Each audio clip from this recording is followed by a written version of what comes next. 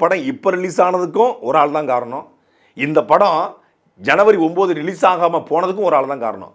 இதெல்லாம் நடக்குமா நினைச்சது நடந்துருச்சு. படத்தை பற்றி தான் இந்த காணொளியில நம்ம பார்க்க போகிறோம் அப்படின்னு சொல்கிறதுக்கு நான் ஒன்றும் வீடியோ பைரசியை ஆதரிக்கிற ஆள் கிடையாது. ஒன்றும் பார்க்கல. நான் பார்த்தவங்க சொன்னதை சொல்கிறேன். பார்க்குற அளவுக்கு நமக்கு நேரம் இல்லை. நான் ஒன்றும் கஷ்டி பிரிண்ட் டவுன்லோட் பண்ணி உட்காந்து லேப்டாப்பில் உட்காந்து 3 மணி நேரம் பார்த்துவிட்டு நான் பேசலை. எனக்கு மேலதான் ஒரு சந்தேகம். பார்த்தவங்க சொன்னாங்க, சில காட்சிகளை சொன்னாங்க. அதில் ஒரு காட்சி என்ன அப்படின்னா, படத்தில் ஏஏ தொழில்நுட்பத்தில் எம்ஜிஆருடைய புகைப்படம் பேசுவது போல ஒரு காட்சி இருக்கான். அப்போ எம்ஜிஆர் ஃபோட்டோவுக்கு மேலே இருந்து ஒரு சாட்டை, தம்பி இந்த சாத்தை எடுத்து அடி அப்படின்னு சொல்கிற மாதிரி ஒரு காட்சி இருக்குன்னு சொல்லியிருந்தேன். அதே மாதிரி வச்சுருக்காங்க. அன்றே கணித்த சாட்டின்னு இன்னைக்கு போட்டுக்கிட்டு இருக்காங்க. நான் ஒரு குத்து மதிப்பாக தான் சொன்னேன்.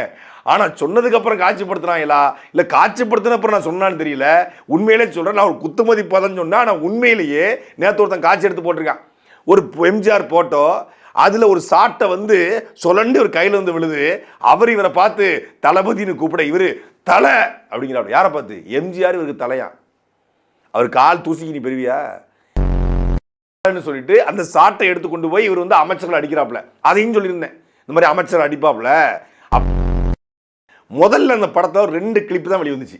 அந்த 2 கிளிப்பு என்னன்னா, விஜயினுடைய தமிழக வெற்றி கழகத்திற்கான ப்ரொமோஷன் மாதிரியான கிளிப்பு. முதல் காட்சியில் ஜெயிலுக்குள்ள விஜய் இருக்காரு. ஜெயிலுக்குள்ள விஜய் இருக்கும்போது அங்கே ஒரு கேங் வந்து இன்னொருத்தரை துரத்திட்டு போகுது. அப்போ ஒரு போலீஸ் அதிகாரி ஜெயில்கிட்ட கூப்பிட்டு, நீங்கள் உடனடியாக கட்டுப்படுத்தும் போது, இல்லை சார் அவங்க போயிருக்கிறது வந்து சி பிளாக்கு, அங்கே தளபதி இருக்காரு அப்படின்னோடனே அங்கே ஒரு வயசானவரை புத்தகத்தை தூங்கிட்டு இருக்காரு. அவரை தட்டி விட்டு ஓடிடுறாங்க. தட்டி விட்டு ஓடினோடனே எங்கேருந்து வெளியே வராரு. தாத்தா தூங்கிட்டு இருந்தார், அவர் தூக்கத்தை நீ கெடுத்துட்டு போயிட்ட, தாத்தாவை தூங்க வை அப்படின்னு ரவுடிகள்கிட்ட பேச்சுவார்த்தை நடத்துகிறாப்புல. அப்போ முதல் சீனில் இப்படி கையை காட்டினா இங்கே டிவிக்கேன்னு பச்சை குத்திருக்கு கையில். 2 யானை போட்டு டிவிக்கே. படத்தில் பேர் வந்து தளபதி வெற்றி கொண்டான். ஆனால் இவர் எல்லாரும் என்ன கூப்பிடுவாங்க? டிவிக்கேன்னு கூப்பிடுவாங்க. டிவிக்கேன்னா என்ன? தமிழக வெற்றி கழகம். அதே அறத பரசான இந்த கையை எப்படி பண்ணுறது, அப்புறம் அப்படிங்கிறது, அப்புறம் வந்து அப்படிங்கிறது, அப்புறம் நாளை காக்காவளி போன்ற மாதிரி 4 டான்ஸை போடுறது. என் மக்களுக்கு ஒரு பிரச்சனை, நான் வருவேன், பேபி நீ சூப்பர்மேனா பேபி? நான் சூப்பர்மேன்லாம் தெரியாது, ஆனால் பண்ணுற சம்பவம்லாம் கொஞ்சம் சூப்பராக இருக்கும் பேபி, அப்போ நீ சூப்பர்மேன் தான் பேபி அப்படின்னு அந்த குழந்தை சொல்கிறதும். என் மக்களுக்கு ஒரு பிரச்சனை, நான் வந்து நிற்பேன். பாட்டு காட்சி வெளியே வந்துச்சு. கடைசியில் பார்த்தா படமே வெளியே வந்துச்சு. ஒருத்தட்ட போய், பாய் என்ன பாய் ஆர்டிஎக்ஸ்லாம் வந்திருக்கு, இதை வச்சா 5000 பேர் செத்து போயிடுவாங்களே அப்படின்னு இந்த தூத்துக்குடி வேட்பாளர் யார் ஸ்ரீநாத் சொல்ல, அங்கே இஸ்லாமிய கிட்டப்பில் ஒருத்தர் நிற்கிறாரு, அவர் சாகட்டும் அப்படின்னு சொல்ல, ஒரு இந்துக்களுடைய கோவில் திருவிழாவில் ஒரு இஸ்லாமியர் போய் குண்டு வச்சு வெடிப்பது போல ஒரு காட்சியை விஜய் பயன்படுத்திருக்கு விஜய் படத்தில். இங்கே மதசார்பற்ற சமூக நீதி பேசுவது, ரம்சானில் போய் குல்லா போட்டு கூழ் போட்டு நமாஸ் பண்ணுவது, இஸ்லாமிய நண்பன் சிறுபான்மை நண்பன்னு சொல்வது. ஆனால் படத்தில் இஸ்லாமியர்கள் இந்து கோவிலில் குண்டு வச்சு தகர்ப்பது போல காட்சி அமைப்பது. இந்த காலகட்டத்தில் எந்த ஊரில், எந்த இந்து திருக்கோயிலில், எந்த இந்து திருவிழாவில் இஸ்லாமியர் குண்டு வச்சு அழிச்சாங்க? ரெஃபரன்ஸ் கொடுக்கணும்ல. உடனே ஒரு இஸ்லாமியர் கட்டப்பட்ட ஒருத்தர் இந்த குண்டை வைப்பிற்காக கட்டுக்கட்டாக பணத்தை வாங்குறாரு. அது படத்தில் காட்சிப்படுத்தியிருக்காரு.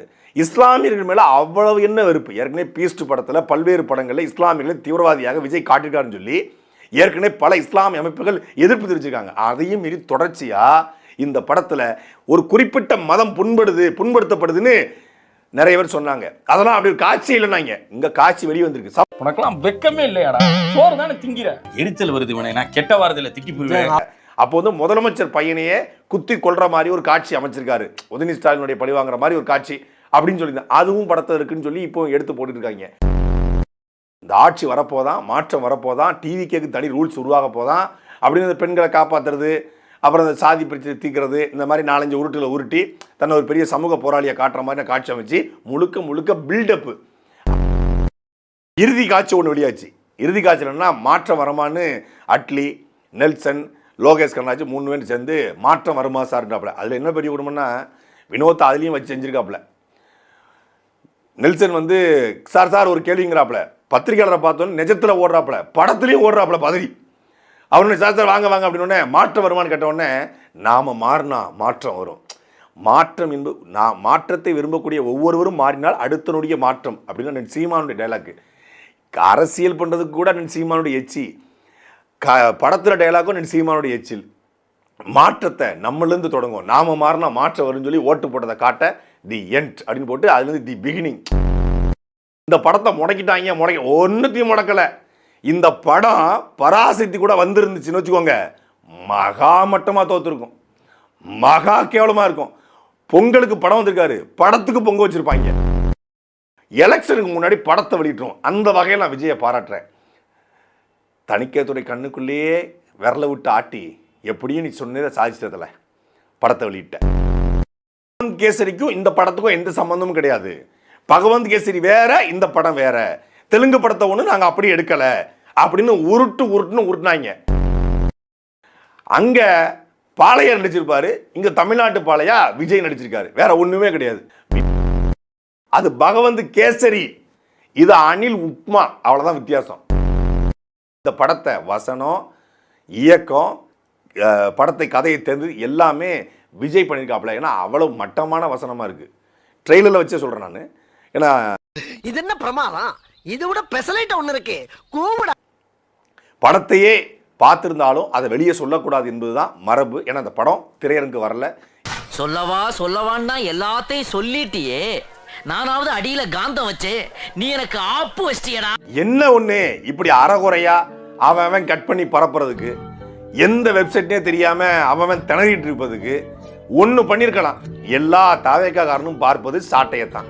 விஜயில தொடங்கி, ஆதவர்ஜனா தொடங்கி, நிர்மல்குமார் தொடங்கி, புஷியில தொடங்கி, சாயந்தரம் 6 மணிலேருந்து 10 மணி வரைக்குள்ள சாட்டில் என்ன வீடியோ வரும், இன்னைக்கு என்ன கண்டென்ட் தான் காத்திருக்காங்க.